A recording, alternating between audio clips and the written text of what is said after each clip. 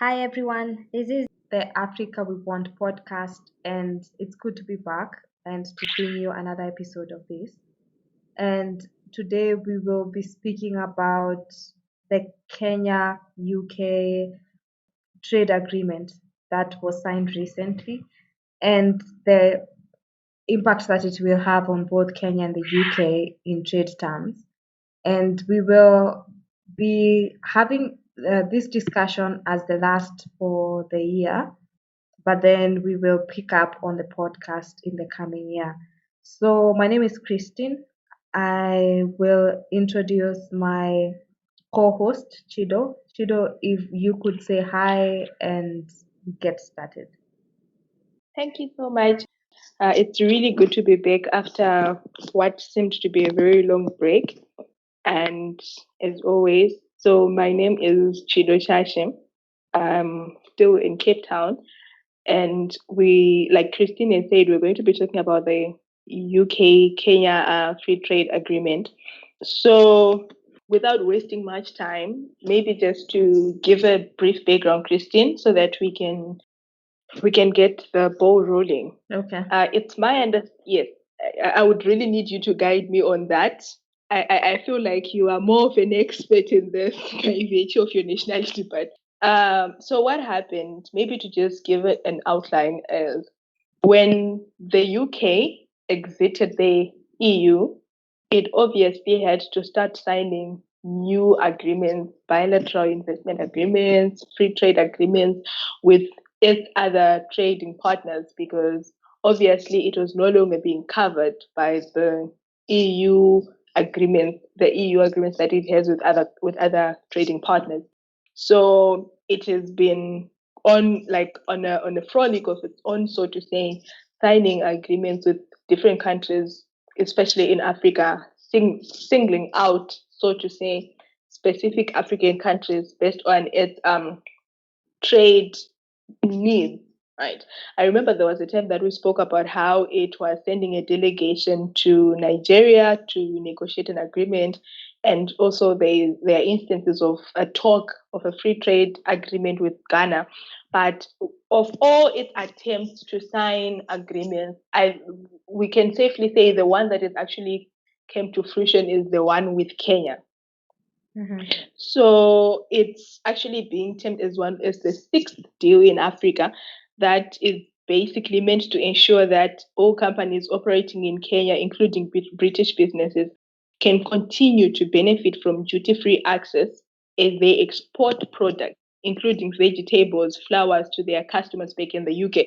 So it's mainly centered on the trade relationship that exists between Kenya and UK, in which the UK imports it imports vegetables and flowers from Kenya. So the idea is that the farmers or the traders that are in Kenya, whether they're Kenyan businesses or British businesses, continue to have the duty-free market access that they had when the UK was still part of the EU. So they need to continue having that so that there is no rise in demand and loss of supply in the UK. And also, they are not burdened by cumbersome tariffs and non-tariff measures that could possibly be applying. So I don't know. What do you think about the situation currently? Yeah, so that's quite what you've given is a good recap of the situation with how this free trade agreement came about. And the UK has said that with Kenya there is historical ties. Of course, there is historical ties. The Minister for Africa for the UK said that it's also the UK was interested with Kenya because of the historical ties, which of course exist because of the colonial history. And with Kenya, I think the UK has been like businesses from the UK have existed in Kenya for a long time because, of course, since the colonial times and the trade between the countries has been going on with things like the flowers and with Kenya exporting a good amount of the Kenyan flowers there and quite a big amount of import from the UK to Kenya. So, following the Brexit, UK trying to protect its interest, because without the free trade area, what that would mean then is that if Kenya is exporting to the UK and there's no trade agreement, then the WTO rules apply, which means that there'll be higher tariffs, and the other way around, like there's no other arrangement also for the UK to export into Kenya. So I think it's quite a thing of interest, but I think the other thing to consider is also the content of the free trade agreement. I think there is much that could be negotiated in there, especially for Kenya. And the thing, Chido, in fact, I've been thinking about in these times, like the biggest trade that's going on is digital trade. A big part of the Yeah. trade that's happening is e-commerce trade.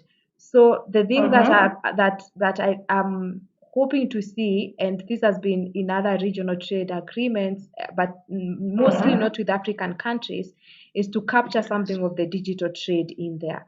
So that, for instance, in this like FTA, to have like clause that has something to do with uh, like the digital trade of any like downloadable material that's coming maybe from the UK being downloaded into Kenya, like things like ebooks and such things, like whatever content like someone is buying from any of the online markets in the UK, whether it's eBay or the UK side of eBay and such things. So that's something I think would be of interest for Kenya to have such a negotiation. But for most African countries, the digital side of trade has mainly been left out from the regional trade agreements and from other free trade agreements that are negotiated about in Africa. Like most of the trade that Africa has been focusing on is mainly the brick and mortar. Still, like, we're exporting flowers to the UK. It's important, so that what are the tariffs that are getting to the for the flowers to get to the UK? But the UK is exporting to Kenya. What's the duty rates that will apply? So I think that's my first opening comment, especially on the digital trade. Maybe something needs to be said a bit more in these free trade agreements that are being negotiated. Yeah. This is very important. It comes back. I'm just gonna put it out there, then go back to what I wanted to say. It comes back to what we always talk about during our discussions, Christine, that there is need for our governments to actually pave way for people, particularly of our generation, to be part of these trade negotiations. There is need for public participation, right? So that the people that get to be affected by some of these agreements that are signed, I'm talking about the traders, the 99% actually have a say in the outcome. They raise issues that are of importance, particularly now you're talking about digital trade. And also, instead of us having our leaders go there and negotiate an agreement, why don't we have them go with a delegation that has got trade experts, investment experts, law economists, people who understand law and economic development, so that when they go there and they're on the negotiation table, these guys would have done proper research, to really look at what policies or what really would benefit the country. So it's been an issue that we've been raising since time immemorial, ever since we started this podcast, that there is need for a way to be paved. There is need for ground for the millennials, so as they are called, to actually get into these spaces and help formulate policies, because they know the issues that are very important, that are contextual, if I may put it that way. Because now you're talking about the importance of digital trade, everything. But if you look at it, the agreement has already been signed, right? And I have not heard any talk that speaks to digital trade and how it's going to promote it. From my understanding, I would say the government of the UK government was trying to expand its influence in Africa, particularly in the EAC, because of its trade relations, right? Yeah. And on the other hand, we have got Kenya, that is that is trading with that was trading with the UK under the EU terms, right? And now because of Brexit, it can't trade with the UK in using the EU framework. So it needed an agreement that actually replicated what it had with the EU, so that it doesn't have to suffer and have to pay high tariffs and everything. Because then, without an agreement, they'll be forced to trade under the MFN principle in terms of the WTO framework. Right. And if you look at the trade statistics, right, you would realize that in 2019, the top imports to the UK from Kenya were coffee, tea, spices, and vegetables, right? Yeah. Coffee, tea, and spices were amounting to 121 million euros. And you have got vegetables alone being 79 million euros, and plants, mostly flowers, really covering about 54 million euros. And these are really so cumulatively, you could say that when we try to calculate the value in trade in goods and also services that Kenya had to export to the UK, we are talking about roughly 800 million euros, right? This is really a good figure if you look at it. Yeah. So obviously, what then they did, they were compelled to try and safeguard that. You know how we are talking about how post-COVID economic recovery trade has to play an integral part. But I feel like there was so much blind side when it comes to other issues that are emerging that are actually of great importance, like digital trade that you're talking about, right? Yeah. And maybe just to pick your mind, my understanding is that Kenya is part of the East African community, right? And then we have got Article 37 of the protocol, which basically calls on all member states to adopt common negotiating positions in the development of mutually beneficial trade agreements with third parties and to promote participation and joint representation. And from what has been going on around the media, it seems as if other members within the EAC community are not really happy with what Kenya is doing, how it went ahead and negotiated an agreement with the US, how it has negotiated an agreement with the UK, and how it's also negotiating an agreement with the US, right? So, what do you think?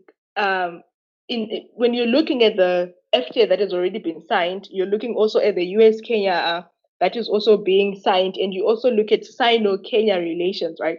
What do you really think about the position that Kenya finds itself in, particularly with respect that it also has an obligation that it owes other EAC member states, and of late it has not been doing a good job in actually, living up to the expectations?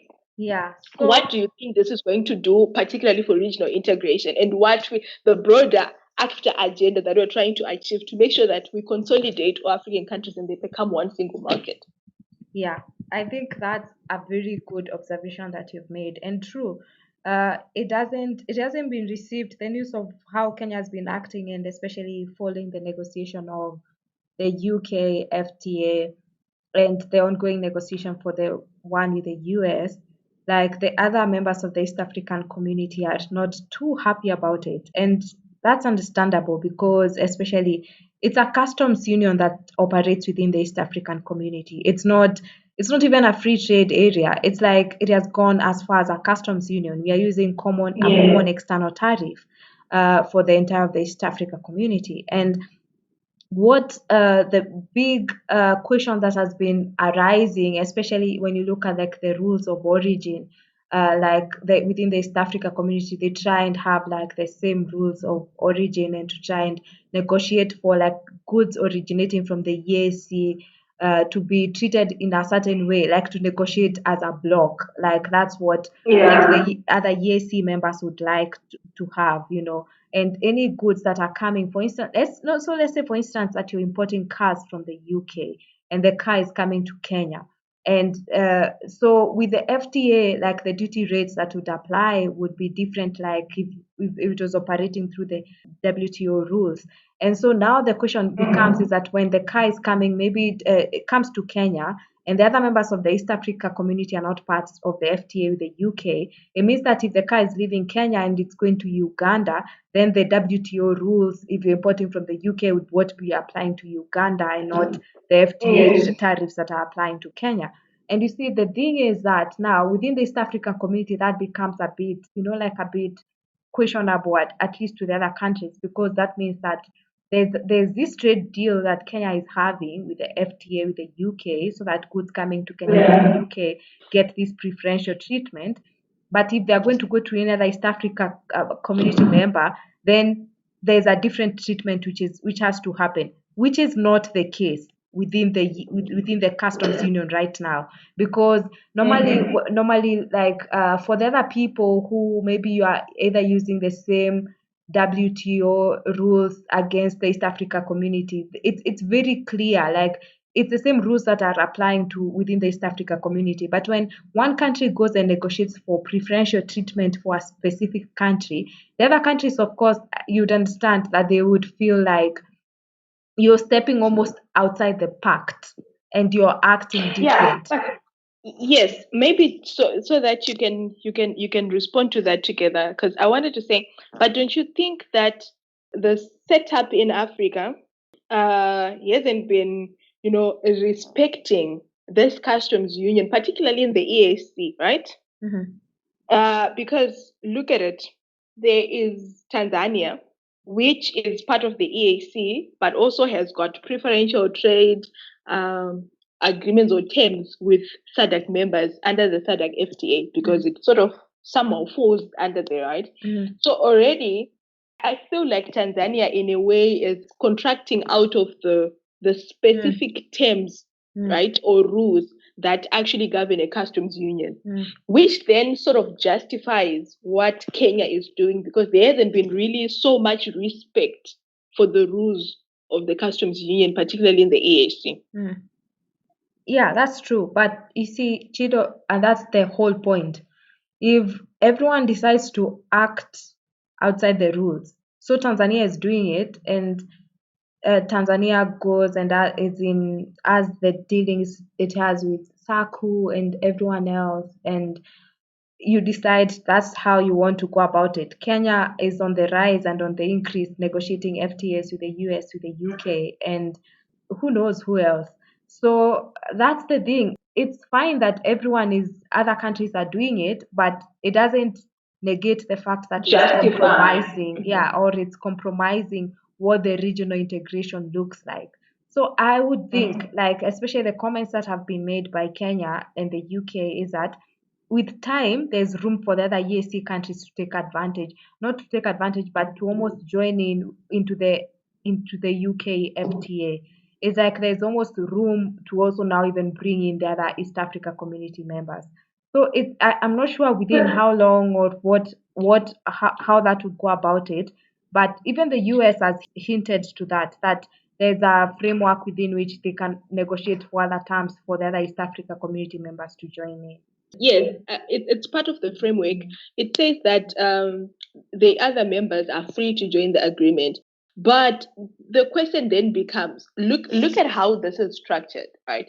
This is pretty much a Kenya-UK agreement, which benefits Kenyan exporters who already have a market in the UK. So I'm thinking, right? How then do exporters in Tanzania really benefit from some of these things, because they are contextual? We come back to the whole idea of an agreement is contextual. It really is contextual in that it looks at the specific relationship that exists between Kenya and the UK. Yeah. And I think what you say is important, because also you need to look at each country's needs. Yeah. So that now, if Kenya decides that it wants to negotiate an FTA with Japan, and then it doesn't mean that Japan is let's say, is what Uganda needs for its business. It might just as well be like there's not much trade that goes on between Uganda and Japan. So it's not the same thing for one country to go and decide that we want to negotiate an FTA, and to make the rest of everyone feel good, we will put in something there that you can join in future. Maybe it doesn't benefit you to join the FTA that has been negotiated in the first place.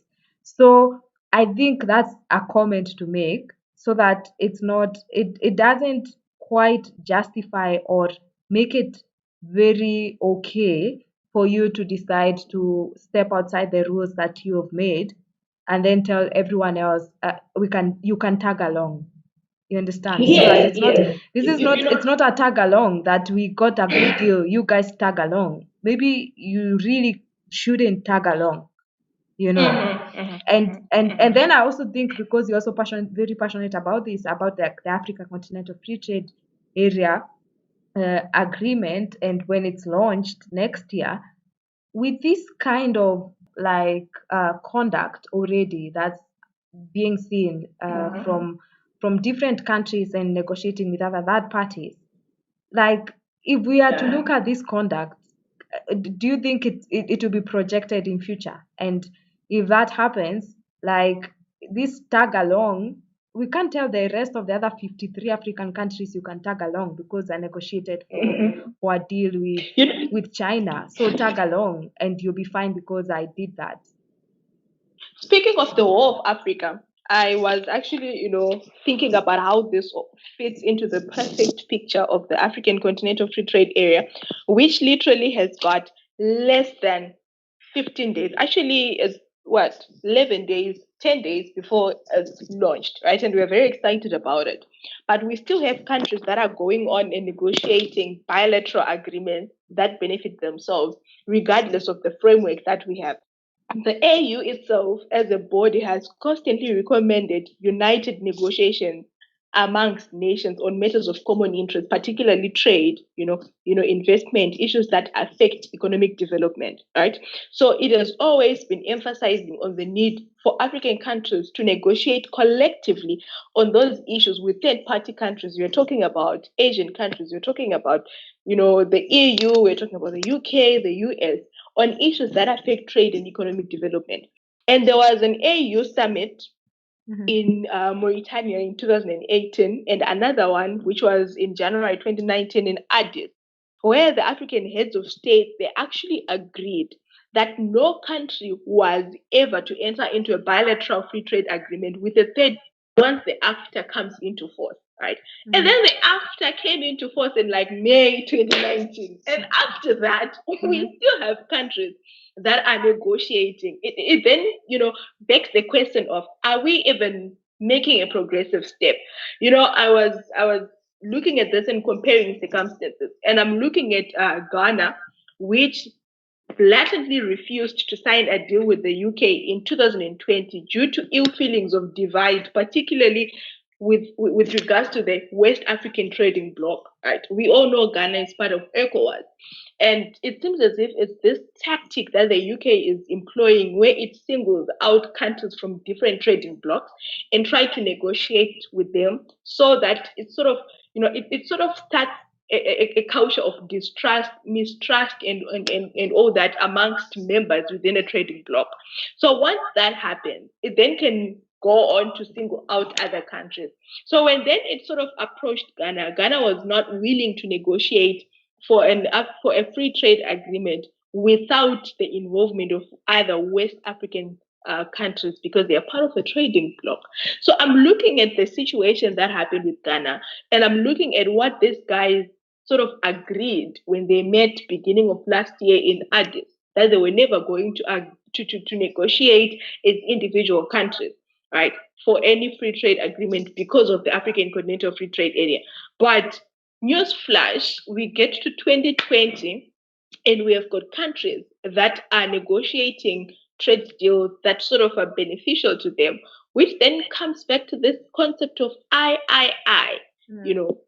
individualism, which is the direct opposite of what, when we meet as a continent, we are thinking we are agreeing on. I mean, what do you think about that? Yeah, and here's a upfront comment I'll make on that. Once Kenya entertained, seems like you entertained the negotiation with the US, UK comes along, you sign the trade deal. Kenya now is almost opened its doors to anyone, unlike Ghana, to come and approach Kenya, and Kenya seems to be taking all these deals. Like, I understand. I am Kenyan, and I understand, like, maybe the government of Kenya is just looking at these trade deals and thinking that it is too good. But if that's what the government is thinking when it's taking these trade deals, which, yes, they are protecting the laws of the market, the export market.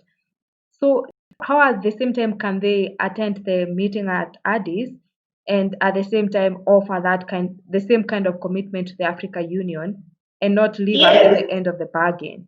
And then also to look at, like, what you speak about Ghana, like other African countries are not doing what Kenya is doing.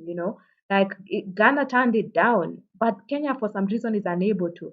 Uh, and the trade deals seem to be very tempting, and they're taking them. And my big maybe comment or concern about that is, once you've started doing this, there's no reason why Kenya now should turn down China.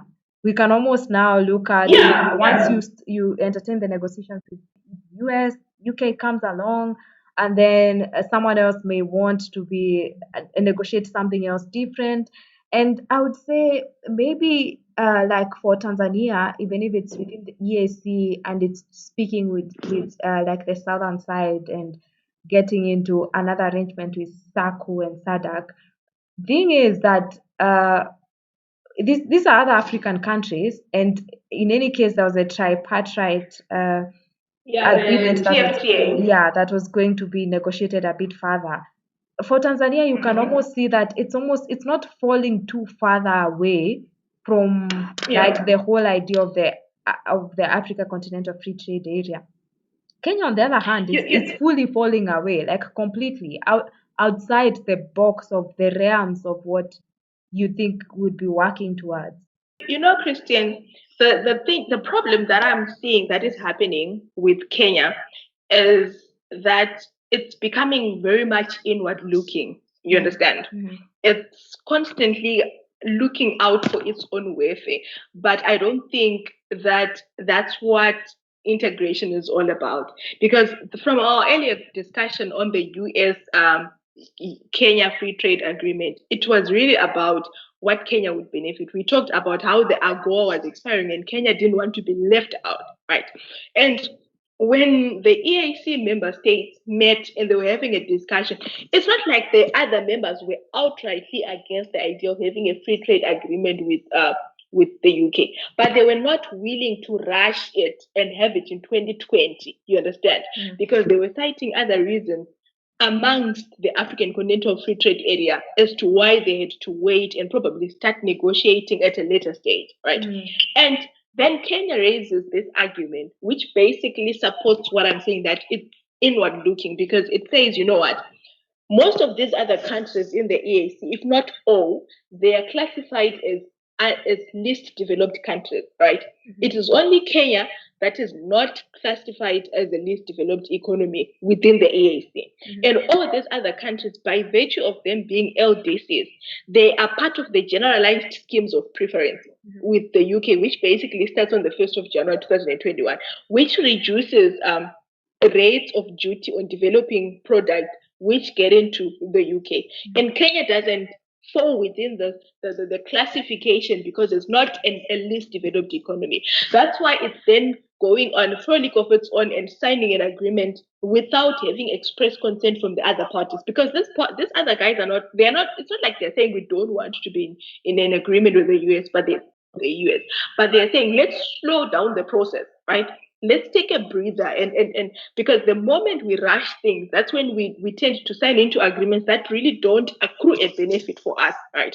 But then Kenya is looking at how it's going to be trading with the UK on the 1st of January 2021. So it can't then, let go of this preferential terms in terms of the agreement that it has with EU, and then trade with the UK solely based on the MFN principle and the national treatment principle and the special differential treatment in terms of the World Trade Organization framework. So that's why it's rushing on to sign an agreement, regardless of the fact that it has got commitments in terms of the EAC protocol, it also has good commitments to other African countries in terms of what they agreed within the African Continental Free Trade framework. So I feel like it's really looking out for its own interest without looking at the bigger picture that is, focused on integration and having a united front.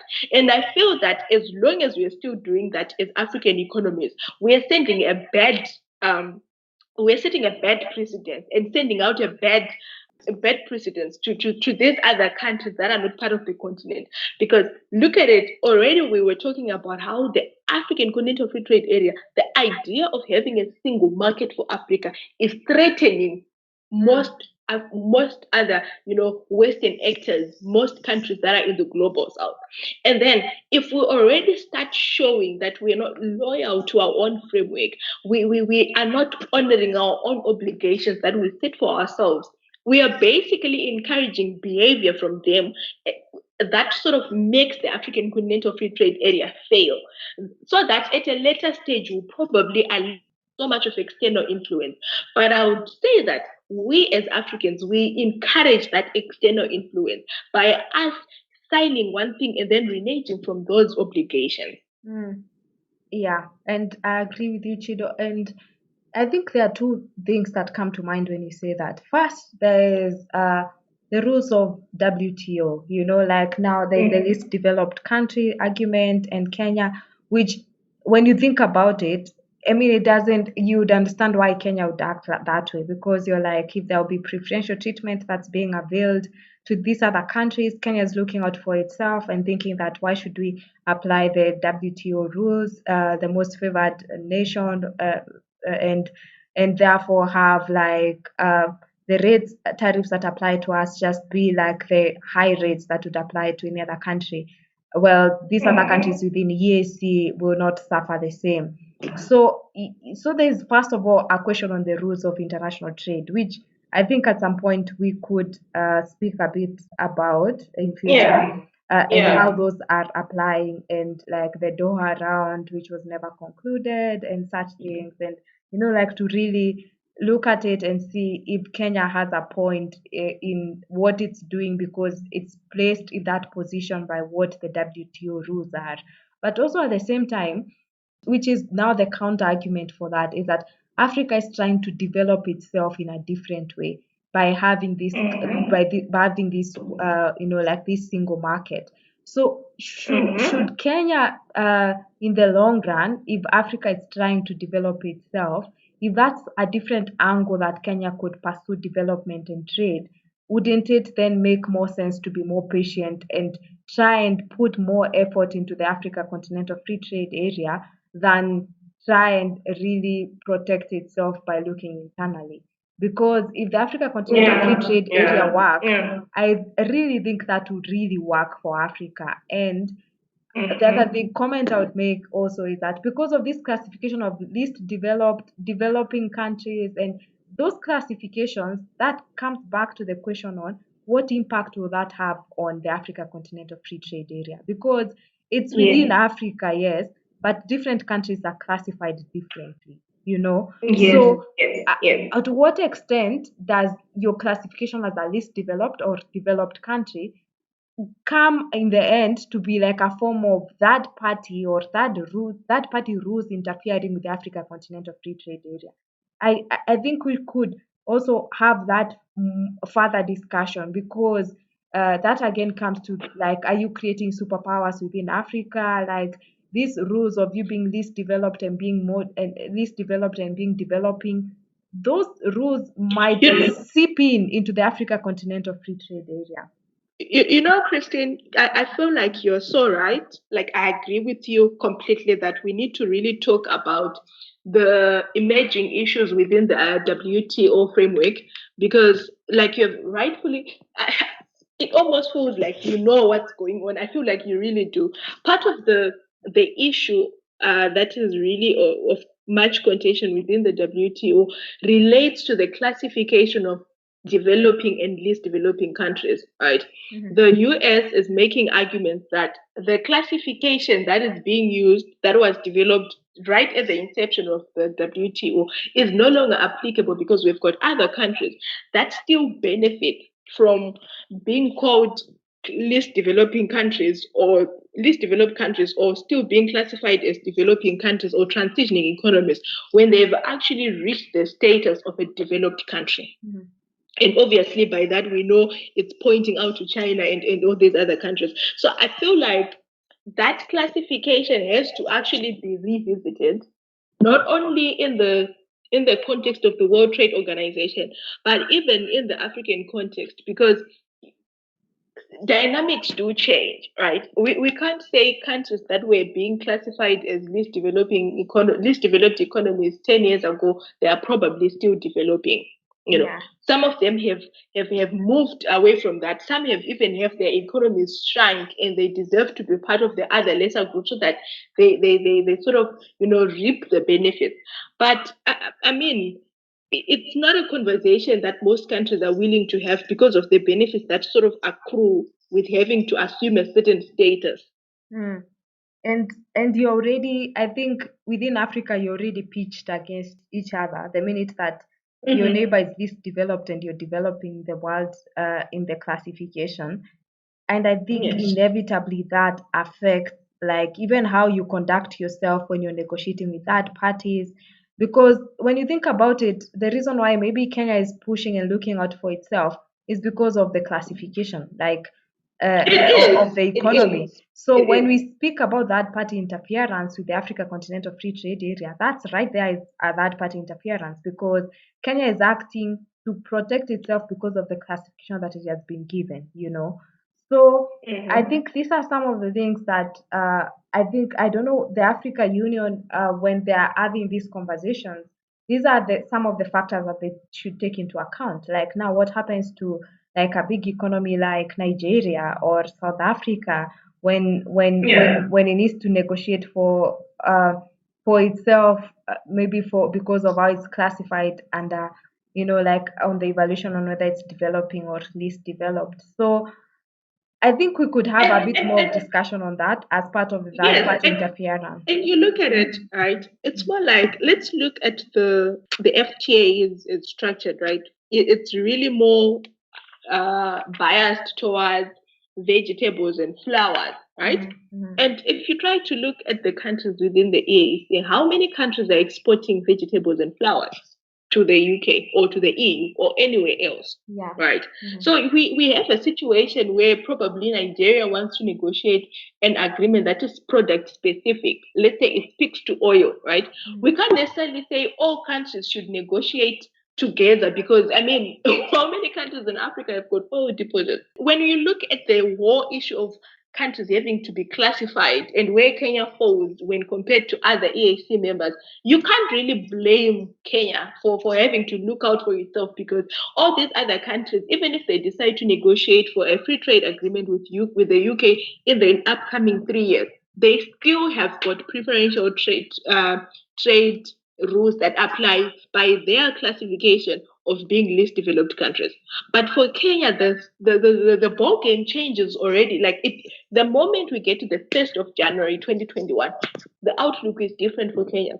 And it can't be, you can't then expect it to wait for other countries that already are enjoying some sort of preferential agreement, like preferential treatment in terms of another existing agreement when it's not. It still has to look out for its exporters. It still has to look out for the smaller businesses that are in Kenya. So when you look at it right now, you then see how justified in a way it could be, and how this whole classification system has to be revised, like you said, so that it's sort of it's in a way causing power struggles amongst most countries. Countries are being pitted against each other, which is not a good thing. Mm, yeah, I agree. And also on like what you spoke about though, I thought to myself, let's say for instance, oil in Africa. Like there are a few African countries that have oil deposits, like especially like there's Nigeria, there's Egypt, and whether it's oil or natural gas, like such maybe in the extractive industry. So, Hmm. how about within Africa that if you're going to negotiate, then can you have a commodity kind of negotiation? So that if you're importing from Africa, let's say for instance diamonds, or you're importing like what Ivory Coast and Ghana was trying to do with cocoa. Yeah. Like have the commodity, negotiate for the commodities that are being exported from outside Africa other than from the country Yeah. that is exporting. So that if it's cocoa that's coming from Africa, then we have a trade deal that so that all cocoa producing countries within Africa can have a deal on, or even like Yeah. the famous cotton producers, or like the pact that are trying to negotiate and have a good deal for all cotton exporters. I think there are different ways of going about to deal with some of such Yes. things, Yes. so that if, because Kenya is not the only country that within Africa that will be exporting flowers. So about our Yes. African country or coffee, I mean, there's Ethiopia, the Ethiopian coffee, which is Yes. equally Yes. Yes. awesome.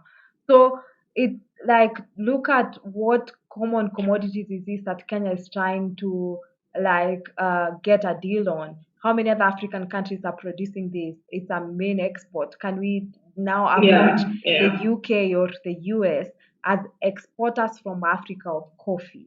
It helps if even before, if the rules of classification do not change, because there is, of course, like there's bigger interest, like countries which do not want to be Yeah. taken off the list of developing countries, even if they're developed. So they may not be Yeah. too keen on scrapping of the system because it's benefiting them. But then on the other hand, Africa itself can use that different strategy of having like commodity uh, agreements negotiated instead of country-based negotiations. You know what? I'm really liking the agreement that you're making. And I always say this. I wish that our policymakers could listen to some of these conversations, because those are issues that they should really be ventilating and considering before they start negotiating agreements. Yeah. And if you look at it, the UK was really tactful because it was really pushing so that it negotiates these agreements, not only in light of Brexit, but also because of the African Continental Free Trade Area, Mm, which is fully starting to operate on the 1st of January. Because mm, obviously, once the first trade deal has gone through within the African continental setup with the rules that apply, it then becomes difficult to sneak in the back door and try to negotiate an agreement with any of the countries without raising an alarm for mm, most countries. mm. It has been nice chatting through this today. We will pick up on the more discussions, especially when the Africa Continental Free Trade Area becomes operational. We will chat more Yeah. about that, and especially on like keeping a keen eye, observing which are other like outside countries, third parties who are trying to get a trade deal out of Africa. How are African countries acting towards that, and especially with now like the precedent that has been set by Kenya. I mean, I don't see anyone putting their foot down and saying you cannot negotiate because with a third party, because they will ask what about Kenya and what Kenya did. I mean, I think the window, the timing of the UK was perfect. Just make sure that this goes in before the Africa Continental Free Trade Area uh, becomes Yeah. effective. But it will be keen to watch whether Kenya might pick up another deal even after the Africa Continental Free Trade Area comes in. And I also think we should have like a discussion at some point about like the non-negotiated area of the like digital trade. Should Africa as a bloc now, because this hasn't been explored by any country, negotiate with the rest of the world for such a deal? Like that protects the entire Yeah. of the digital Africa digital market. So anyway, if you could give your concluding remarks, and then we will call it an episode. Okay, thank you so much. I think much of what I would have said in my concluding remarks has already been said. I still maintain, Christine, that there is really need to open up spaces for young people who have got an understanding of these issues to then come in and stand for their government. It's very important to have leading experts that we have within our borders negotiating on behalf of us, because they know what's topical, they know what really speaks to the heart of people. And I also feel that I strongly recommend, if I may change my statement, that before any country decides to sign any agreement with any actor, a third party, if I may say, there is need for extensive or intensive public participation, public engagement. The public has to be engaged before a trade deal is signed, before an investment agreement is signed, because the moment you engage the public, which are classified as the 99%, you would realize that that's when those issues that are very important are flagged out, right? Most people in government wouldn't really understand the importance of having a provision that speaks to digital trade, because they're not really looking at how the world is evolving to that. But it takes somebody who has got a startup, that is mainly focusing on digital trade, to really point it out and say, this is an important issue, and we feel like as long as you're negotiating an agreement with this country, it has to be ventilated because it also affects us, right? So there is need for public participation, really strong engagement with the public, have them say what they feel is supposed to be included and what shouldn't be included. Because ultimately, these agreements are not in straitjackets, they have to be contextual. And we can't keep replicating agreements that we had in 2005, because the times are changing. There are a lot of changes that are upcoming. Even now, because of COVID-19, a lot of contractual terms have to change. Yeah. There are a lot of clauses that have to change in bilateral agreements, in regional agreements, because of the pandemic. So those are issues that would then come out when there is proper public engagement. And we also send to the forefront people who have actually spent time researching on these issues, so that they lead us, and we don't have agreements that really do not benefit us in a way. Like you always say, if we're going to really be inviting these people to a round table, to any conversation, let us take something out of the conversation and not just be exploited and manipulated at no gain. Yeah, and Chido, when you said that, I thought to myself that in the next 5, 6, 10 years, these agreements may be of no use because all trade might have gone online. Like that's the risk at which of course, there will be the traditional brick and mortar, but if 80% of the trade has gone online, then you're losing a lot if you have no digital clauses in there. But it was nice chatting with you, Chido. And thanks, guys, for listening in. Give us your comments, follow us on Twitter, post on Facebook, and let us know what you think, and on YouTube, so that we make this conversation interesting for you, but also that you may learn about it. And I will also mention that we'll soon be offering a training on the Africa Continental Free Trade Area, which we will try and cover and break down these concepts that we keep speaking about and just make it clear for you. And we will also throw in something about the opportunities that you could explore within the Africa Continental Free Trade Area.